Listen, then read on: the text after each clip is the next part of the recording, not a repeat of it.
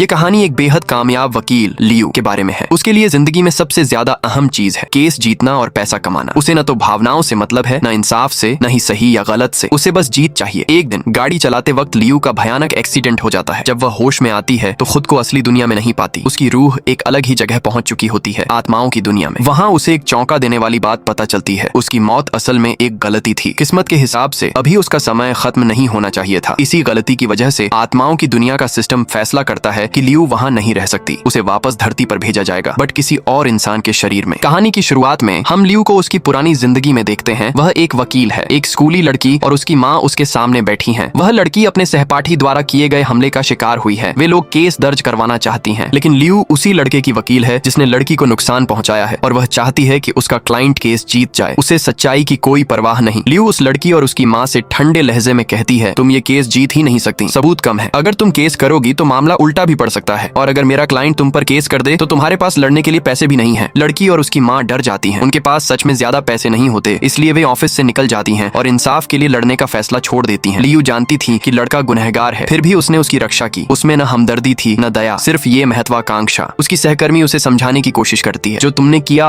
वो गलत है। तुम जानती थी कि लड़के ने उस लड़की को चोट पहुंचाई है, तुम्हें उसे बचाना नहीं चाहिए था। लेकिन लियू उसे नजरअंदाज करके बिना कुछ बोले वहां से चली जाती है। जर्मनी जाने से पहले वह अपनी माँ की कब्र पर जाती है। धीरे से कहती है, मैं जर्मनी पढ़ने जा रही हूँ, तुम्हारी याद आती है, हमेशा मेरे साथ रहना। उसकी बातों से साफ पता चलता है कि वह अपने पिता से प्यार नहीं करती। उसके पिता ने उन्हें कभी स्वीकार नहीं किया, न उनके साथ रहे। कब्र से लौटकर लियू गाड़ी में बैठती है और निकल पड़ती है। रास्ते में अचानक उसका भयानक एक्सीडेंट हो जाता है। इसके बाद वह खुद को एक अजीब सी बड़ी सी हॉल में खड़ा पाती है। वहाँ बहुत सारे काउंटर लगे हैं और हर काउंटर पर लंबी लाइन में आत्माएं खड़ी हैं। लियू समझ ही नहीं पाती वह कहाँ है। वह एक काउंटर पर बैठी लड़की के पास जाती है और पूछती है, ये जगह क्या है? लड़की जवाब देती है, ये किस्मत का काउंटर है, लोग मरने के बाद यहाँ आते हैं। लियू हैरान रह जाती है, लेकिन सच यही है, वह मर चुकी है और यह उसकी रूह है। थोड़ी देर बाद उसे उस जगह के डायरेक्टर के पास ले जाया जाता है। वह उसे बताते हैं, एक गलती हो गई है। जिस इंसान की रूह हमें बुलानी थी उसका नाम भी लियू था, बट हम गलती से तुम्हें ले आए। हमें इसे जल्दी ठीक करना होगा, वरना हमारे सीनियर्स को पता चल जाएगा। वह आगे कहते हैं, आज रात हम तुम्हें किसी दूसरी औरत के शरीर में भेज देंगे। तुम्हारी यादें तुम्हारे पास रहेंगी, लेकिन तुम्हारा चेहरा उस औरत जैसा होगा। आज ही उसका एक एक्सीडेंट होगा और जैसे ही उसकी रूह निकलेगी, you will take her place. अगली सुबह लियू एक नई जिंदगी में जागती है। वो एक बिस्तर पर लेटी होती है, एक मर्द के साथ, उसका नया पति। उसे एहसास होता है कि अब उसके 2 बच्चे भी हैं जो उसे बहुत प्यार करते हैं। वो घर की तरफ नजर घुमाती है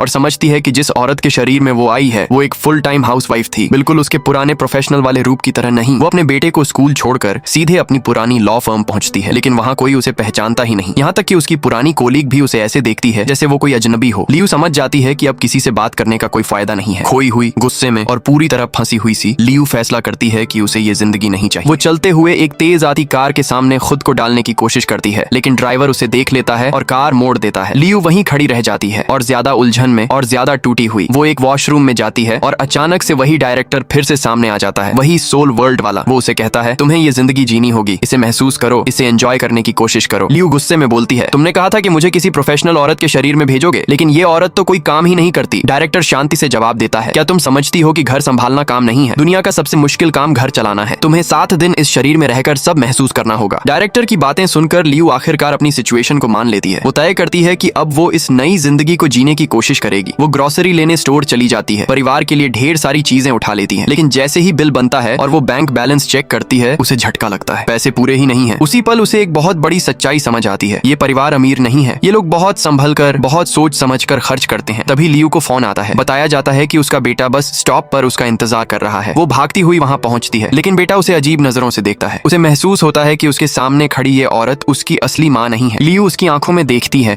और उसकी शंका समझ जाती है। वो बैठकर उसे सब कुछ बता देती है, सोल वर्ल्ड, गड़बड़ और कैसे वो गलत शरीर में आ गई। लेकिन एक बात वो सच नहीं बताती, ताकि बच्चे का दिल न टूटे। वो कहती है, सिर्फ 7 दिन बाद तुम्हारी असली माँ वापस आ जाएगी। बच्चा चुपचाप सुनता है, फिर कहता है कि वो उसका राज किसी को नहीं बताएगा। लियू उससे वादा लेती है कि वो ये बात कभी किसी से नहीं कहेगा। बेटा मुस्कुराकर कहता है, ठीक है, प्रॉमिस। फिर वो उसे परिवार के बारे में बताने लगता है, कौन क्या खाना पसंद करता है, कौन क्या नहीं खाता और घर में कैसी कैसी चीजें होती हैं। धीरे धीरे दोनों के बीच एक प्यारी सी दोस्ती बनने लगती है। उस रात लियू सबके लिए डिनर बनाती है। वो पूरी कोशिश करती है, लेकिन जब सब खाने बैठते हैं उसका पति और बड़ी बेटी शिकायत करने लगते हैं, उन्हें खाना पसंद नहीं आता। ये सुनकर लियू गुस्से में फट पड़ती है। वो उन्हें चुप कराती है और कहती है कि जैसा है वैसा ही खाओ। पूरा घर चुप हो जाता है, सब चुपचाप खाना खाने लगते हैं, चाहे उन्हें स्वाद पसंद आए या नहीं। डिनर के बाद लियू कमरे में जाती है, तभी उसका पति उसे बताता है कि जल्द ही उन्हें एक पार्टी में जाना होगा। लियू उत्साहित हो जाती जाती है और खुश होकर कहती है, मुझे पार्टी के लिए एक नई ड्रेस खरीदनी है। उसका पति हैरान हो जाता है क्योंकि उसकी पत्नी कभी अपने ऊपर पैसे खर्च नहीं करती थी। फिर भी वो आखिर में कह देता है, ठीक है, तुम एक ले सकती हो। थोड़ी देर बाद उसका पति उसके करीब आने की कोशिश करता है जैसे एक नॉर्मल पति करता है, लेकिन लियू असहज महसूस करती है और बार बार बहाने बनाती रहती है। आखिर में वो लिविंग रूम के सोफे पर जाकर सो जाती है। अगली सुबह वो अपने बेटे के साथ दोबारा ग्रोसरी स्टोर जाती है। इस बार वो सब्जियां और वही चीजें खरीदती है जो परिवार को पसंद है। अब वो चीजें ठीक तरीके से करना चाहती है। रात को जब उसका पति काम से घर लौटता है तो वो हैरान रह जाता है। लियू ने न सिर्फ अपनी पार्टी की ड्रेस खरीदी है, उसने उसके लिए भी महंगे कपड़े खरीद लिए हैं। जैसे ही वह प्राइस टैग देखता है उसकी आंखें फटी रह जाती हैं। उसे समझ ही नहीं आता कि उसकी पत्नी को अचानक क्या हो गया है। जो औरत हर पैसे बचाती थी वो अब बिना सोचे समझे खर्च कर रही है। वो शांत होकर समझाने की कोशिश करता है, हम ये पैसे बच्चों के भविष्य और उनकी पढ़ाई के लिए बचा रहे हैं। लेकिन लियू जवाब देती है, पैसे कमाने का क्या फायदा अगर हम कभी उन्हें एंजॉय ही न करें। उसका पति परेशान और नाराज हो जाता है। वो घर छोड़कर दफ्तर चला जाता है ताकि ओवर टाइम करके ये एक्स्ट्रा खर्चे पूरे कर सके। उसे जाते हुए देखकर लियू को गिल्ट होता है और दुख भी। वो एक बार में पहुंचती है और एक ड्रिंक ऑन ऑर्डर करती है। तभी एक औरत उसके पास आती है। वो इस शरीर की असली मालिक को जानती है और उसे लगता है कि ये वही औरत है। वो उसके पास बैठकर कहती है, मुझे तुम्हारा परिवार बहुत पसंद है। जिस तरह तुम और तुम्हारा पति सारी जिम्मेदारियां साथ निभाते हो वो बहुत खूबसूरत है। तुम्हें देखकर मुझे उम्मीद मिलती है। ये बातें लियू के दिल को छू जाती हैं। पहली बार उसे किसी केस जीतने पर प्राउड नहीं होता, बल्कि एक प्यार करने वाले परिवार का हिस्सा होने पर होता है। वो बार से एक अलग सा एहसास लेकर निकलती है। घर जाते हुए उसे अपनी बेटी एक लड़के के साथ दिखती है। वो दोनों किस करने ही वाले होते हैं। लियू तुरंत उनके बीच में आ जाती है। बेटी डर जाती है, लेकिन गुस्सा करने की बजाय लियू उसे प्यार से समझाती है। वो कहती है, बॉयफ्रेंड होना गलत नहीं है, लेकिन इस उम्र में हद से आगे बढ़ना ठीक नहीं। अभी तुम्हारी पढ़ाई जरूरी है और तुम्हें मुझे बताना चाहिए था। बेटी ने सोचा था कि आज डांट पड़ेगी, लेकिन उसे प्यार और समझ मिली। उसकी आंखें नरम पड़ जाती हैं और वो कहती है, अब से मैं आपको सब बताऊंगी। धीरे धीरे दिन ब दिन लियू का दिल बदलने लगता है। वो अपने दोनों बच्चों के बेहद करीब हो जाती है। उसी रात डायरेक्टर फिर दिखाई देता है। वो मुस्कुराकर पूछता है, तो अब कैसा लग रहा है? क्या अब भी ये जिंदगी बुरी लग रही है? लियू गहरी सांस लेकर ईमानदारी से कहती है, ये जिंदगी उतनी बुरी नहीं जितना मैंने सोचा था। हाउसवाइफ होना बेकार नहीं है, ये जरूरी है और ये उतना आसान भी नहीं जितना लोग समझते हैं। डायरेक्टर के गायब होते ही लियू चुपचाप बैठकर टीवी पर अपनी शादी की वीडियो देखती है। वो अपने इस शरीर के असली पति को देखती है। उसकी मुस्कान, उसका हंसना और अपनी पत्नी को प्यार से देखते हुए उसका चेहरा, उसमें खुशियां थीं और एक खूबसूरत सा सेलिब्रेशन। उस वीडियो को देखते हुए लियू के अंदर एक नया एहसास जन्म लेता है। अपनी पूरी जिंदगी में पहली बार उसे प्यार चाहिए। उसे एक ऐसा रिश्ता चाहिए जो सिर्फ एक कॉन्ट्रैक्ट न हो, बल्कि सच में एक शादी हो। धीरे धीरे वीडियो देखते देखते वो सोफे पर ही सो जाती है। थोड़ी देर बाद उसका पति काम से घर लौटता है। वह उसे धीरे से उठाकर बेड पर ले जाता है। अगली सुबह जैसे ही लियू की आंख खुलती है उसे अपने सिर के पास एक ड्रेस रखी हुई मिलती है। वो नई है और खूबसूरत भी। ये ड्रेस उसके पति ने खास उसके लिए खरीदी थी। शाम को वो अपने पति के साथ पार्टी में जाती है। वहाँ उसे एक ऐसी बात का पता चलता है जिसका उसे कभी अंदाजा भी नहीं था। उसका पति बेहद ईमानदार आदमी है। वो किसी भी गैर कानूनी या गलत काम में हिस्सा नहीं लेता और इसी ईमानदारी की वजह से उसे कभी प्रमोशन नहीं मिला। उसका बॉस चाहता था कि वो भ्रष्ट कामों में उसका साथ दे, लेकिन लियू का पति हमेशा मना कर देता था। ये सुनकर लियू को उस पर गर्व होता है। वो उसे हिम्मत देती है, अगर कुछ गलत है तो तुम्हें बोलना चाहिए, अपनी बात रखो, हमेशा चुप मत रहो। लियू उसे उसके बॉस और बाकी साथियों के सामने ले आती है, लेकिन बॉस उसके साथ साफ साफ बात करने के बजाय सबके सामने लियू का अपमान कर देता है। अपनी पत्नी को इंसल्ट होते देख उसका पति आखिरकार अपना धैर्य खो देता है। सालों से दबा हुआ गुस्सा और दर्द अचानक बाहर फूट पड़ता है। वो पूरी सच्चाई सबके सामने जोर से साफ शब्दों में बोलता है। सब सुनते हैं और शर्मिंदा होकर गुस्से में बॉस वहाँ से चला जाता है। इस घटना के बाद दोनों एक शानदार शाम बिताते हैं। वो चलते हैं, हंसते हैं और रात को एक असली कपल की तरह एंजॉय करते हैं। घर लौटने के बाद जैसे ही वो अपने कमरे में पहुंचते हैं उन्हें अचानक उनकी बेटी के कमरे से रोने की आवाज आती है। दोनों भागकर वहां पहुंचते हैं और देखते हैं कि बेटी के चेहरे पर चोट के निशान हैं। लियू अपने पति से कहती है कि वो कमरे से बाहर जाए ताकि वो बेटी से अकेले बात कर सके। जैसे ही पति बाहर निकलता है बेटी टूट कर रो पड़ती है। वो कबूल करती है, मेरे बॉयफ्रेंड ने मेरे साथ जबरदस्ती करने की कोशिश की और जब मैंने मना किया तो उसने मुझे मारा। उसका पति ये सब बाहर से सुन लेता है। टूटा हुआ और गुस्से से भरा हुआ वो चुपचाप घर से निकल जाता है। उसी रात वो उस लड़के के घर पहुंचता है और उसे बुरी तरह पीट देता है। अगले दिन लड़के का परिवार उसके खिलाफ पुलिस में शिकायत दर्ज करा देता है। लियू और उसका पति पुलिस स्टेशन पहुंचते हैं। वहाँ वो उस लड़के को उसके परिवार और एक ताकतवर वकील के साथ बैठे देखते हैं। ये बिल्कुल वही स्थिति है जो लियू ने अपनी पिछली जिंदगी में बनाई थी, जहाँ वो दोषी को बचाती थी और मासूमों को डरा देती थी। अचानक सब कुछ उसे याद आ जाता है, उसकी पुरानी गलतियां, उसका ठंडा दिल, उसकी सेल्फिश चॉइसेस। वो वॉशरूम में जाती है और चुपचाप टूटकर रो पड़ती है। आंसू बहते रहते हैं क्योंकि अब उसे समझ आता है कि उसने दूसरों को कितना दर्द दिया था। लेकिन इस बार वो भागती नहीं है। वो वापस आती है और मजबूती से खड़ी होती है, एक बेदिल वकील की तरह नहीं, बल्कि एक माँ और एक ऐसी औरत की तरह जो अब सच्ची न्याय को समझ चुकी है। वो आत्मविश्वास, समझदारी और पावर के साथ अपनी बात रखती है। वो लड़के के परिवार के झूठ सबके सामने खोल कर रख देती है। उन्हें उसी तरह डराती है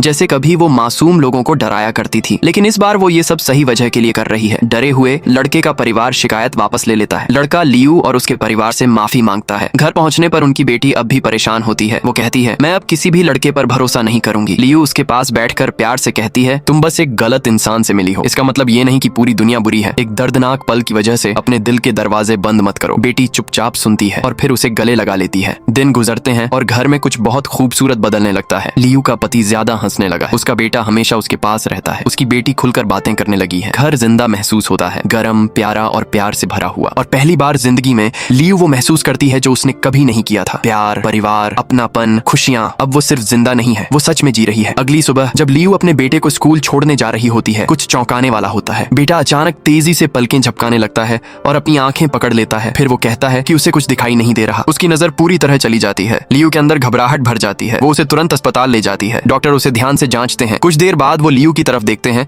और कहते हैं, उसकी कॉर्निया खराब हो रही है। अगर अभी ऑपरेशन नहीं किया तो उसकी नजर हमेशा के लिए चली सकती है। ये सुनकर लियू एकदम जम जाती है। डर, दर्द और बेबसी सब एक साथ उस पर गिरते हैं, लेकिन वो खुद को संभालती है और डॉक्टर से कहती है कि ऑपरेशन शुरू किया जाए। कई घंटों बाद आखिरकार सर्जरी खत्म होती है और शुक्र है वो सफल रहती है। डॉक्टर कहते हैं उसकी आंखें बच गईं। लियू राहत की सांस लेती है और उसकी आंखों से आंसू गिरने लगते हैं, लेकिन ये आंसू दुख के नहीं, कृतज्ञता के होते हैं। अगले दिन जब वो अस्पताल में बेटे से मिलने जा रही होती है, अचानक कोई उसके सामने आ खड़ा होता है। डायरेक्टर। उसका चेहरा शांत है लेकिन नजरें गंभीर। वो धीरे से कहता है, तुम्हारे 7 दिन पूरे हो गए हैं, अब चलने का समय है, तुम्हें मेरे साथ आना होगा। लियू का चेहरा पीला पड़ जाता है। वो अस्पताल की तरफ देखती है और धीरे से फुसफुसाती है, कृपया मुझे बस एक बार उन्हें आखिरी बार देख लेने दो। डायरेक्टर उसे देखता है और धीरे से सिर हिलाता है। लियू अंदर जाती है। सबसे पहले वो अपनी बेटी से मिलती है। बेटी उसे जोर से गले लगाती है और लियू का दिल टूटने लगता है क्योंकि उसे पता है कि ये पल फिर कभी नहीं आएगा। फिर वो बेटे के कमरे में जाती है। वो मुस्कुराते हुए कहता है, मम्मी मुझे दिखाई दे रहा है। उसकी खुशी लियू को और ज्यादा दर्द देती है क्योंकि वो जानती है कि अब उसे जाना है। आखिर में वो अपने पति से मिलती है। दोनों एक दूसरे को देखते हैं और बिना कोई बात कहे उनके बीच बहुत सारी भावनाएं गुजर जाती हैं। फिर भारी दिल के साथ लियू अस्पताल से बाहर निकलती है। डायरेक्टर कार के पास पहले से खड़ा उसका इंतजार कर रहा होता है। वो कार में बैठती है और दोनों उसी जगह की तरफ जाने लगते हैं जहाँ पहली बार दुर्घटना हुई थी, जहाँ ये सब शुरू हुआ था। रास्ते में डायरेक्टर शांत आवाज में बोलता है, जैसे कोई पिता अपने बच्चे को समझा रहा हो। वो कहता है, मैं तुम्हारे पिता को जानता था, उन्हें तुम्हें और तुम्हारी माँ को छोड़ने का पछतावा था। वो माफी मांगना चाहते थे लेकिन जिंदगी खत्म हो गई इससे पहले कि वो कह पाते। लियू चुपचाप सुनती रहती है। उसकी आंखें धीरे धीरे आंसुओं से भर जाती हैं। डायरेक्टर आगे कहता है, तुमने अपने दिल में कई सालों तक गुस्सा दबा कर रखा है, लेकिन अगर तुम कर सको तो उसे छोड़ दो। तुम्हारे पापा हर दिन माफी मांगना चाहते थे। अगर उन्हें मौका मिलता कि वे अपना अतीत बदल सकें तो वो जरूर वापस आ जाते। लियू नीचे देखती है। उसके भीतर दर्द और एक नरमी सी एक साथ उठती है। तभी जैसे ही कार उस हादसे वाली जगह के पास पहुंचती है, अचानक एक और टक्कर हो जाती है। जब लियू दोबारा अपनी आंखें खोलती है, वह एक अस्पताल के बिस्तर पर पड़ी होती है। उसके सिर पर पट्टियां बंधी हैं। वह जिंदा है लेकिन सब कुछ बदला बदला लगता है। उसे वो सब याद आता है, वो परिवार, वो प्यार, वो हंसी, वो दर्द, वो सीख। पिछले 7 दिनों की हर एक बात बिल्कुल असली लगती है। वह तुरंत बिस्तर से उठती है और उसी अस्पताल की ओर भागती है जहाँ उसके बेटे की सर्जरी हुई थी। लेकिन रिसेप्शनिस्ट कंप्यूटर देखकर कहती है, इस नाम का कोई बच्चा यहाँ आंखों की सर्जरी के लिए आया ही नहीं था। लियू के चेहरे का रंग उड़ जाता है। वह उसी घर की तरफ दौड़ती है जहाँ वो 7 दिन रही थी, लेकिन वहाँ कोई और परिवार रहता है। नए लोग, नई आवाजें, नए चेहरे। उस जीवन का कोई भी निशान नहीं जो वह याद करती है। वह पड़ोसियों से बात करती है, उम्मीद करती है कि कोई उसे पहचानेगा या उस परिवार का जिक्र करेगा, लेकिन हर पड़ोसी वही बात कहता है, हम आपको नहीं जानते। ऐसा कोई परिवार यहाँ कभी नहीं रहा। हमने आपको पहले कभी नहीं देखा। धीरे धीरे